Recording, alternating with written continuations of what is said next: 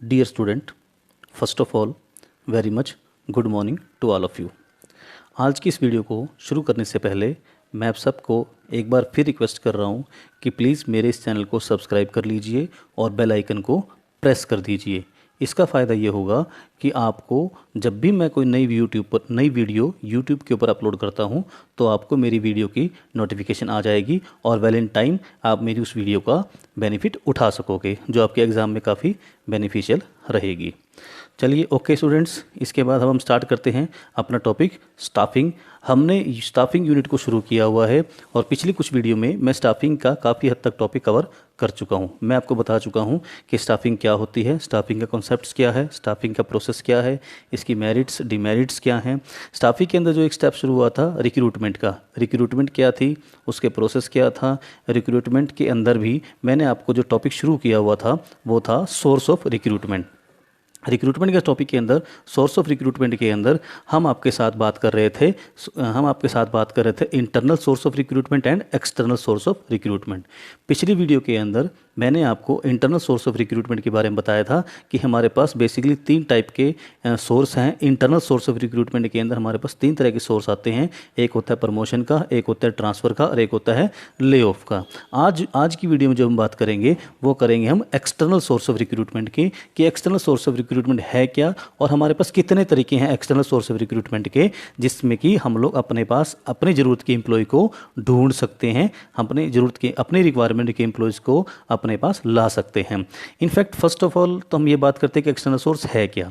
External source of recruitment का मतलब ये है कि जब हम अपनी ज़रूरत के एम्प्लॉयज़ को अपनी कंपनी के अंदर से किसी को प्रमोट करके, डिमोट कर कर, ट्रांसफ़र कर कर या ले ऑफ के थ्रू ना लगाकर हम कंपनी से बाहर जो लोग हैं उनमें से किसी बेस्ट व्यक्ति को अपनी कंपनी के अंदर अपॉइंट करते हैं। मतलब बाहर के ऐसे सोर्सेज ढूंढते हैं जहां से हमें कोई व्यक्ति, आउटसाइड व्यक्ति को हम अपनी कंपनी के अंदर एम्प्लॉयमेंट के लिए इनवाइट करते हैं, तो उसको बोलते हैं एक्सटर्नल सोर्स ऑफ रिक्रूटमेंट। हमारे पास बेसिकली 11 सोर्सेज हैं एक्सटर्नल सोर्स ऑफ रिक्रूटमेंट के अंदर, जिसको कि आज हम डिस्कस करेंगे, वन बाय वन हम इनको डिस्कस करेंगे। सबसे पहले हमारे पास आता है डायरेक्ट रिक्रूटमेंट। चलिए बात करते हैं डायरेक्ट रिक्रूटमेंट की। डायरेक्ट रिक्रूटमेंट का मतलब क्या है कि जब भी कंपनी को लोअर लेवल के एम्प्लॉय चाहिए होते हैं, अनस्किल्ड लेवल के वर्कर्स चाहिए होते हैं, या आप कह सकते हो कि लेबर टाइप की व्यक्ति को ज़रूरत होती है, तो कंपनी क्या करती है, अपनी फैक्ट्री के गेट के ऊपर एक एडवर्टाइजमेंट्स को कह सकते हो आप, या एक रिक्वायरमेंट को क्या कर देती है, पेस्ट कर देती है कि हमें इतने व्यक्तियों की ज़रूरत है। तो वहाँ पे आते जाते लोग उसको देखते हैं और जो व्यक्ति काम करने के इच्छुक होते हैं वो कंपनी में आते हैं और वो काम करना शुरू कर देते हैं with the permission of company head. Mean to say, और डायरेक्ट रिक्रूटमेंट की बात करें तो इसके अंदर जो नॉर्मली हमें अनस्किल्ड लेबर है, जो लेबर क्लास है, जो अगर हम कहें तो वर्कर्स क्लास के लोगों को ही अपॉइंट किया जाता है और उनको डेली बेस के ऊपर सैलरी दी जाती है। मतलब उनकी मंथली सैलरी नहीं होती, डेली सुबह काम पे आते हैं और at the end of the day शाम को अपने पैसे लेकर घर चले जाते हैं। अगर आगे कंपनी को ज़रूरत होती है तो उनको कंटिन्यू करती है, और अगर कंपनी को उन लोगों की ज़रूरत नहीं है, कंपनी का काम खत्म हो चुका है, तो उन लोगों को आगे कंटिन्यू नहीं किया जाता। इसके बाद हमारे पास कैजुअल कॉलर का। कैजुअल कॉलर क्या होते हैं, कुछ बड़ी बड़ी कंपनियों के अंदर कुछ लोग ऐसे होते हैं जो टैलेंटेड हैं, ब्रिलियंट हैं, वो लोग कंपनी के अंदर टाइम टू टाइम अपनी एप्लीकेशंस, अपने बायोडाटाज भेजते रहते हैं, ताकि जब भी कंपनी में कोई रिक्वायरमेंट अराइज हो कंपनी उनको कॉल कर सकती है एंड इंटरव्यू कंडक्ट करके उनको जॉब दे सकती है। तो बड़ी बड़ी कंपनियों के अंदर इस तरह के एक बायोडाटा का एक कह सकते हैं कि एक बायोडाटा का एक प्रोफाइल इकट्ठा हो जाता है, एक फाइल बन जाती है जिसके अंदर अनसोलिसिटेड बायोडाटास की एप्लीकेशन लगी होती है। जब भी कंपनी के अंदर कोई वैकेंसी क्रिएट होती है तो कंपनी उन बायोडाटास की एक लिस्ट तैयार कर लेती है और उन बायोडाटा में से जो उनकी रिक्वायरमेंट के अकॉर्डिंग सूटेबल होते हैं उनके लिए एक इंटरव्यू कंडक्ट किया जाता है और उनको जॉब दे दी जाती है। तीसरा हमारे पास आता है मीडिया एडवर्टाइजमेंट का।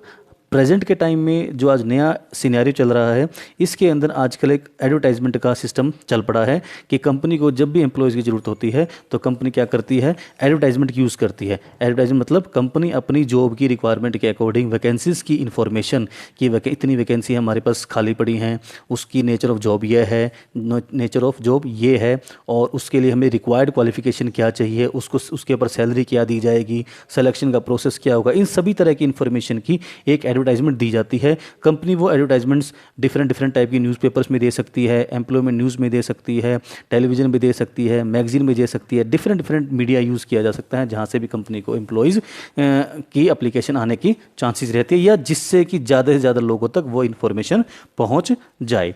फोर्थ हमारे पास आता है that is the employment exchange.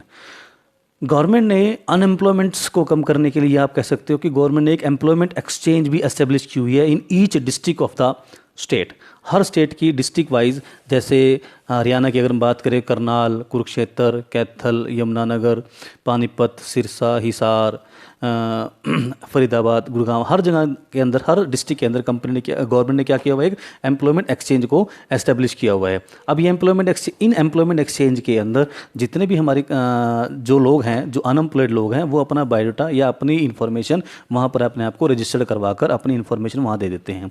Company को जब भी एम्प्लॉयज़ की ज़रूरत है तो कंपनी क्या करती है, अपनी रिक्वायरमेंट को एम्प्लॉयमेंट एक्सचेंज के अंदर देती है, और एम्प्लॉयमेंट एक्सचेंज उनकी रिक्वायरमेंट के अकॉर्डिंग उनको नंबर ऑफ बायोडाटास जो उनकी रिक्वायरिशन है, जो उनकी रिक्वायरमेंट है, उसके अकॉर्डिंग उतने नंबर ऑफ पीपल्स के बायोडाटा कंपनी को प्रोवाइड कर देती है, और कंपनी उन बायोडाटा के आधार पर अपना इंटरव्यू कंडक्ट कर लेते हैं। ठीक है जी। इसके बाद हम बात करते हैं, 5वां पॉइंट हमारे पास आता है दैट इज एम्प्लॉयमेंट एक्सचेंज। अब 5th पॉइंट हमारे पास आता है that is called placement agency. अब प्लेसमेंट एजेंसी क्या है, थोड़ा सा डिफरेंस है प्लेसमेंट एजेंसी और एम्प्लॉयमेंट एक्सचेंज में। वो ये है कि एम्प्लॉयमेंट एक्सचेंज तो नॉर्मली गवर्नमेंट एस्टेब्लिश करती है, और प्लेसमेंट एजेंसी क्या होती है, वो नॉर्मली प्राइवेट एजेंसी होती हैं। प्राइवेट एजेंसी होती हैं जो कि मार्केट के अंदर एस्टेब्लिश होती हैं, जो अनएम्प्लॉयड लोगों की हेल्प करती है in getting job in the company, और कंपनी की हेल्प करती है in getting required employ from the market. Sometimes जो ये प्राइवेट प्लेसमेंट हैं, प्लेसमेंट एजेंसीज हैं, ये क्या करती हैं, लोगों का अपने पास रजिस्ट्रेशन रखती हैं कि जिस लोगों, इनके पास एक बायोडाटा का एक फाइल होती है, मतलब बायोडाटा इनके पास कुछ लोग अनएम्प्लॉयड लोगों का रजिस्ट्रेशन होता है, और जहाँ जब भी कंपनी को किसी व्यक्ति की जरूरत पड़ती है, एम्प्लॉयज़ की जरूरत पड़ती है, तो वो इन प्लेसमेंट एजेंसी से टाई अप करके रखती है और अपनी रिक्वायरमेंट इनको बताती है, और प्लेसमेंट एजेंसी इनको रिक्वायर्ड बायोडाटास अवेलेबल करवा देती हैं। कई बार प्लेसमेंट एजेंसीज क्या करती हैं, कंपनी की तरफ से भी सारा रिक्रूटमेंट प्रोसेस को कंप्लीट करके कंपनी को रिक्वायर्ड एम्प्लॉय भी अवेलेबल करा देती है। मतलब कंपनी का सारा ही काम एम्प्लॉय को अपॉइंट करने तक का काम ये कंपनी के लिए कंडक्ट कर देती हैं, लेकिन इन सब के लिए ये क्या करती हैं, एक फीस चार्ज करते हैं। तो यहाँ तक हमारा होता है 5 पॉइंट प्लेसमेंट एजेंसी। 6th हमारे पास आता है, 6th टॉपिक हमारे पास आता है मैनेजरियल कंसल्टेंट। आज की डेट में हमारे पास बहुत सारे मैनेजरियल कंसल्टेंट मार्केट के अंदर अवेलेबल हैं। ये जो होते हैं, जो मैनेजरियल कंसल्टेंट हैं, ये लोग बेसिकली मिडिल लेवल और टॉप लेवल के एग्जीक्यूटिव्स की अपॉइंटमेंट में हेल्प करते हैं, मिडिल लेवल और टॉप लेवल की एम्प्लॉयज़ की रिक्रूटमेंट में हेल्प करते हैं। जब भी कंपनी के अंदर अगर कोई मिडिल लेवल की एग्जीक्यूटिव की जरूरत होती है या हायर लेवल की एग्जीक्यूटिव की जरूरत होती है, तो कंपनी इन लोगों को कॉन्टैक्ट करती है, और ये लोग जो मैंने कौन बताया, मैनेजरियल कंसल्टेंट क्या करते हैं, कंपनी की हेल्प करते हैं रिक्वायर्ड एम्प्लॉय को अवेलेबल करवाने के लिए।